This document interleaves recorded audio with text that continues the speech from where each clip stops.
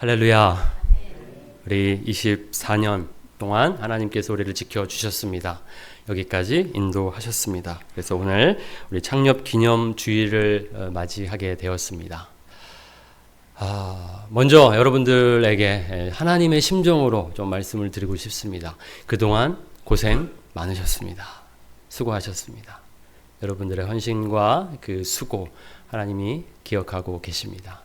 24년 동안 참 어려운 일도 있었지만 하나님께서 지켜주셨고 또 여러분들이 또 교회를 잘 돌봐주셨고 지켜주셨습니다.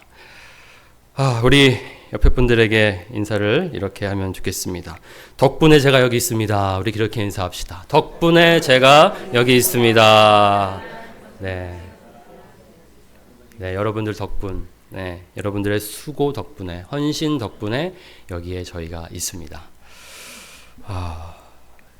작년에 제가 우리 은혜교회에 부임해서 참 늘 지금도 마찬가지지만 감격하고 있습니다. 어떻게 이렇게 보물 같은 성도님들을 다 모아두셨을까?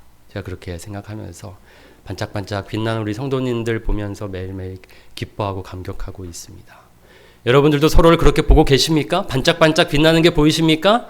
네. 한번 이렇게 또 한번 인사합시다. 여러분, 당신이 참 빛나십니다.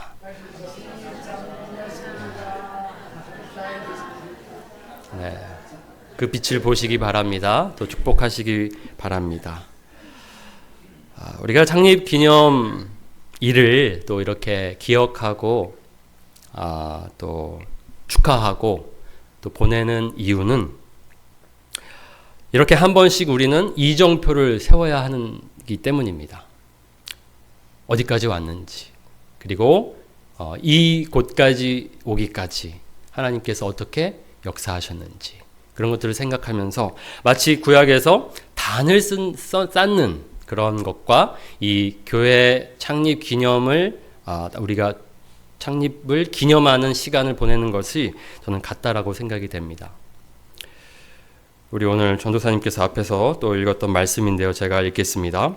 사무엘이 돌을 취하여 미스바와 센 사이에 세워 이르되 여호와께서 여기까지 우리를 도우셨다 하고 그 이름을 에벤에셀이라 하니라. 이 에벤에셀, 이 히브리어 에벤에셀이란 뜻이 여호와께서 여기까지 우리를 도우셨다라는 뜻입니다. 사무엘은 그렇게 하나님의 은혜를 기억하면서 단을 세우고 기념했습니다. 저는 매년 우리 창립 기념 주일을 그렇게 보내면 좋겠습니다. 우리 이정표를 세우는 날로 여기면 좋겠습니다. 이 이정표는 아직 우리가 얼만큼 갈지를 보여주는 이정표는 아닙니다. 우리가 얼만큼 왔는지를 보여주는 이정표일 것입니다. 우리가 1년을 한 1km로 본다면, 우리 경주로 본다면 지금 한 24km 달려온 것입니다. 그리고 이제 우리 또 다음 이제 1년을 또 우리가 달려갈 텐데요. 또 다음 이정표를 세울 때까지 또 열심히 함께 또 기쁨으로 그 길을 함께 가면 좋겠습니다.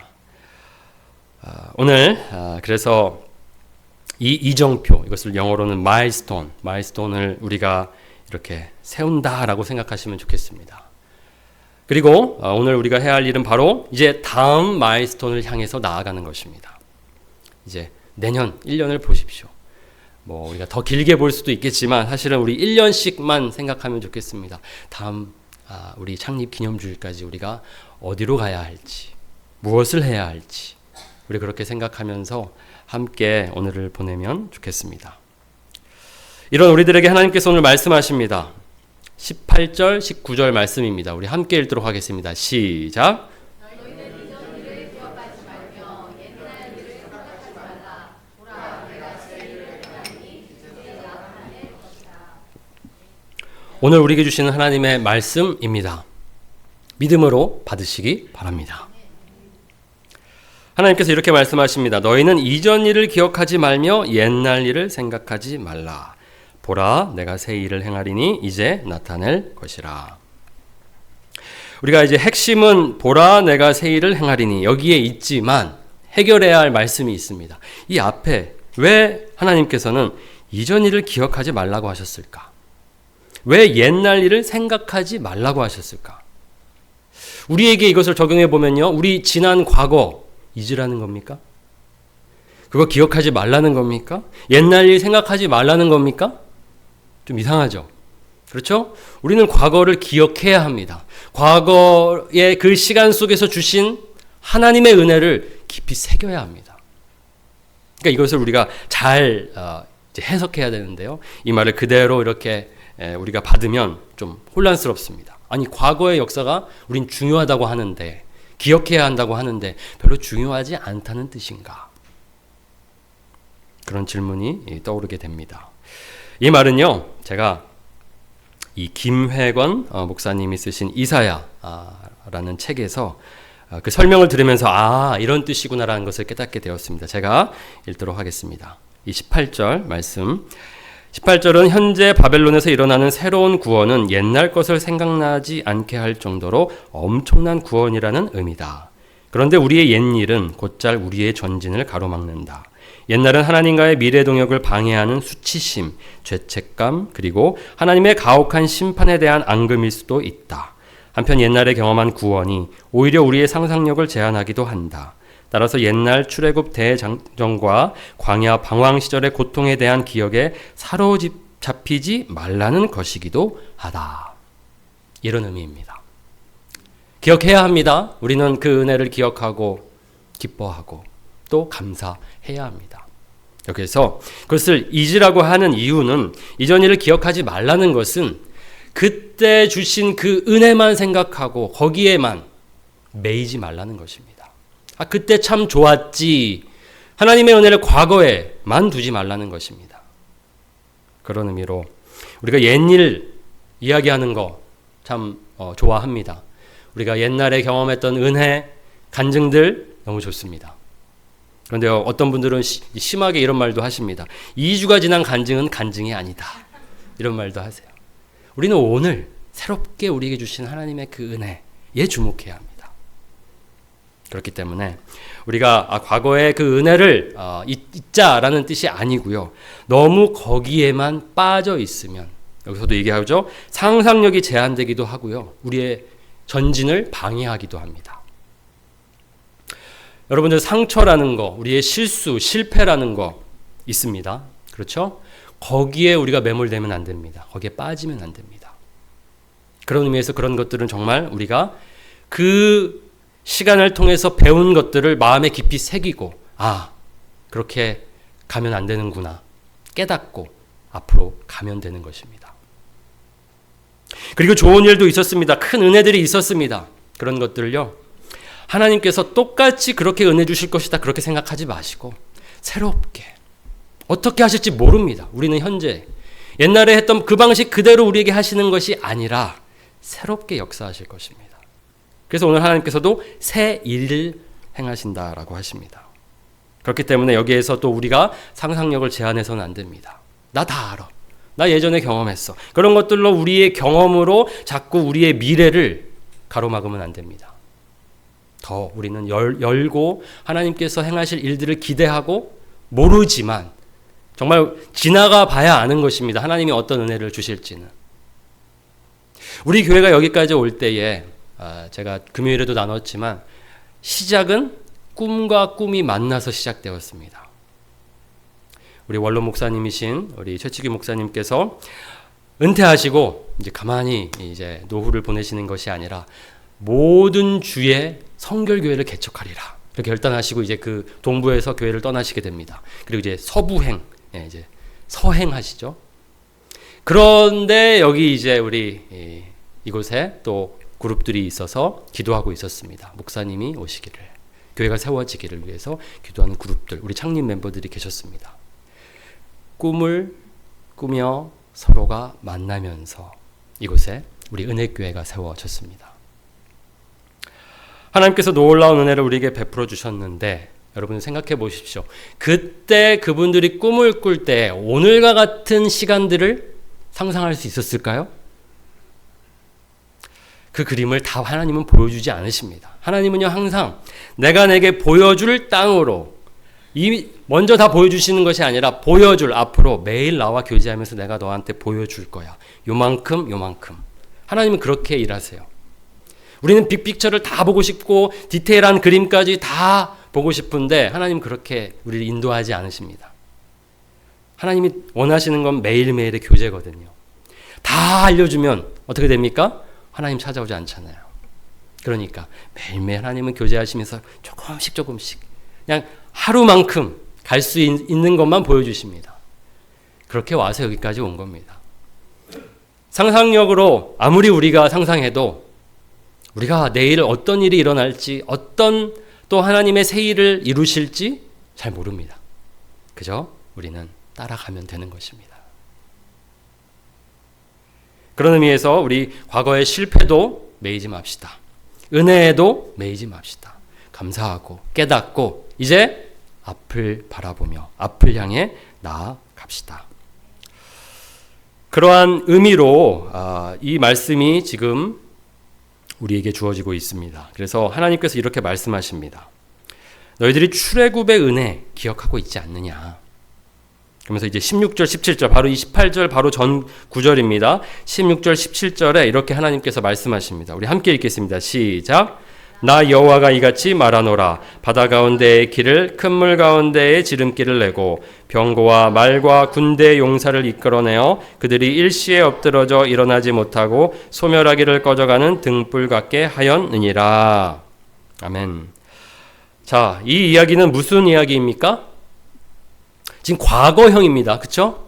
하나님께서 어떻게 이스라엘 백성들에게 은혜 주셨는지 기억하느냐고 묻고 계십니다. 어떤 이야기입니까? 출애굽 사건입니다. 홍해를 지나는 이야기입니다. 가로지르며 그렇게 약속의 땅, 가나안 땅으로 향했던 그 조상들을 가리켜서 그때 베풀어 주신 그 하나님의 은혜를 지금 상기시켜주고 계십니다.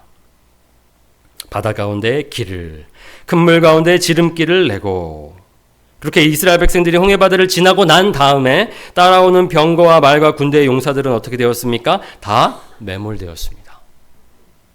그렇게 하나님께서는 앞이 막혀 있었던 것과 같은 그 답답한 상황 속에서 길을 열어주셨고 또 따라오는 적들의 공격도 막아주셨습니다. 하나님 그렇게 일하십니다. 뒤에서는 적이 쫓아오고 앞에는 바다가 가로막고 있을 때 얼마나 답답했겠습니까? 그렇죠? 그러나 모세는 믿음으로 그의 지팡이를 땅에 치며 하나님께서 명하신 대로 행하면서 홍해바다가 갈라지게 됩니다. 믿음의 순종이 있었기 때문에 바로 그 하나님의 놀라운 일들을 경험할 수 있었습니다. 지금 하나님께서는 그 예전의 옛 일을 지금 불러일으키고 계십니다. 그것 너희들 기억하고 있지 않느냐? 기억하느냐? 그런데 18절에 아까 뭐라 그랬죠? 너희는 이전 일을 기억하지 말며 거기에만 묶여있지 말라는 겁니다. 옛날 일, 그것만 추억하고 있지 말라는 것입니다. 왜냐하면 하나님께서 그런 역사, 그 기적, 그 모든 것들을 잊을 만큼 엄청난 일을 앞으로 하실 것이기 때문입니다. 보라 내가 새 일을 행하리니 이제 나타낼 것이라. 이사야서 43장은 지금 현재 이스라엘 백성들이 바벨론의 포로가 되어 있었던 때였습니다. 70년 포로 생활을 했습니다. 그렇게 포로로 살고 있을 때 주신 약속의 말씀입니다. 지금 하나님께서는 예전에 1차 구원, 그것은 이제 출애굽이었다면 이제 2차 구원을 일으키시겠다고 하는 겁니다. 출바벨론. 이 프로젝트를 지금 이제 시작하신다고, 나타내신다고 말씀하시는 겁니다. 옛 경험에만 머물러서는 안 됩니다. 하나님께서 새롭게 하실 일들을 우리는 기대해야 하는 것입니다. 어떻게 하나님께서 이스라엘 백성들에게 일을 행하십니까? 14절을 보면요, 이렇게 하나님께서 하시겠다고 합니다. 너희를 위하여 내가 바벨론에 사람을 보내어 모든 갈대아 사람에게 자기들이 연락하던 배를 타고 도망하여 내려가게 하리라. 지금 이스라엘 백성들을 누가 다스리고 있다고요? 바벨론이 다스리고 있었습니다. 하나님이 어떻게 하시겠다고요? 그들 다 도망치게 만들겠다고 하십니다.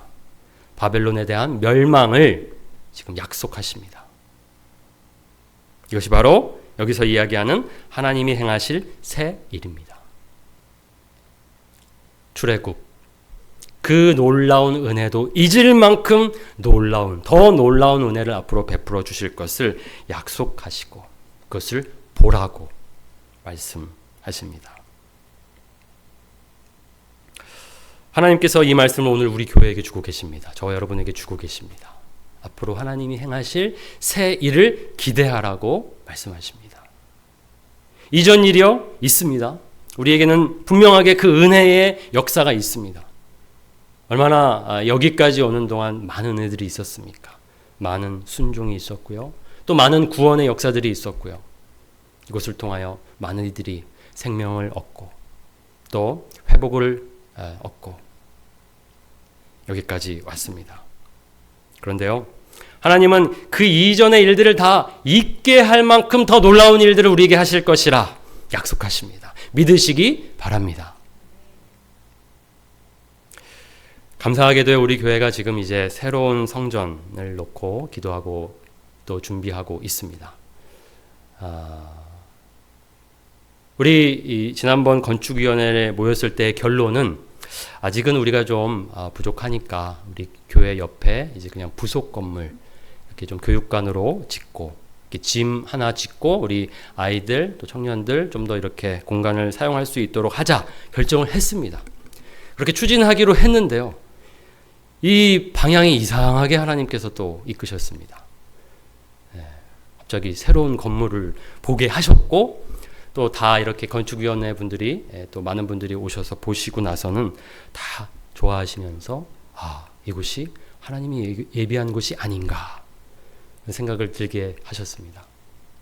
그래서 지금 분별하고 있는 중입니다. 하나님, 정말 하나님이 예비하신 곳이 맞습니까? 그래서 우리 함께 지금 기도하고 함께 의논하는 것입니다. 이런 의논을 할 수 있다는 것 얼마나 감사합니까? 그렇죠? 우리 교회가요, 참 이 어려운 형편 중에도 또 열심히 저축을 했습니다. 그래서 많은 돈을 지금 그래도 이렇게 시드머니로 갖게 되었습니다. 참 우리 선배님들께서 우리 많은 수고 또 이 교회를 잘 돌보시면서 여기까지 오면서 이렇게 하셨습니다. 하나님이 은혜 주셔서 그렇게 된 것이죠. 하나님이 어떤 새 일을 행하실지 기대가 됩니다. 여러분 함께 기대하시면 좋겠습니다. 그리고 어떤 또 새로운 사역들을 하라 하실지 기대가 됩니다. 기도하고 있습니다. 어떤 사역들을 해야 할지. 그리고 이 모든 일들을 통하여 또 어떤 새로운 세대를 일으키실지 기대하고 있습니다. 저만 기대하면 안 되겠죠? 우리 성도님들 함께 앞으로 하나님께서 약속하신 것처럼 새 일을 행하리라 믿으시고 믿음의 눈으로 모든 일들을 분별하시고 바라보시고 나아가시기 바랍니다.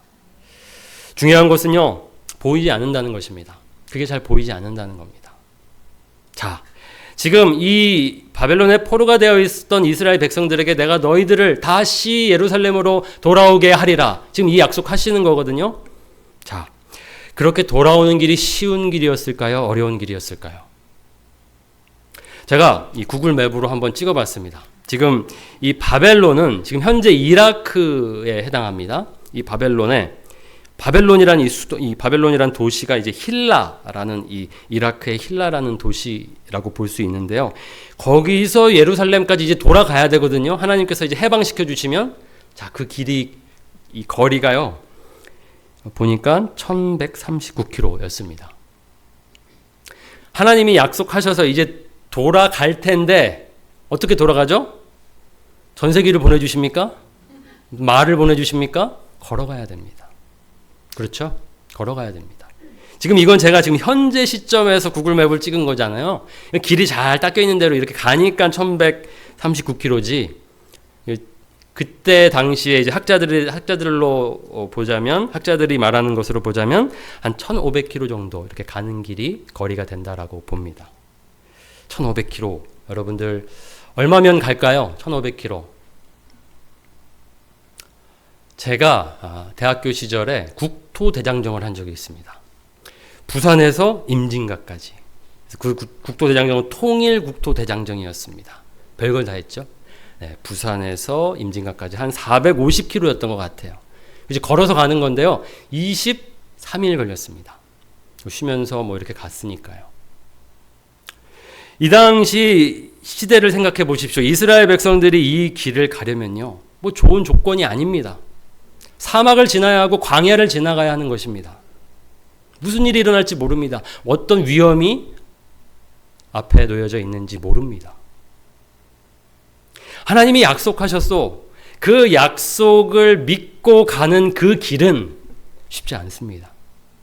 우리는 이제 기대하다 보니까 좋은 일, 얼마나 좋은 일만 있을까 그런데요.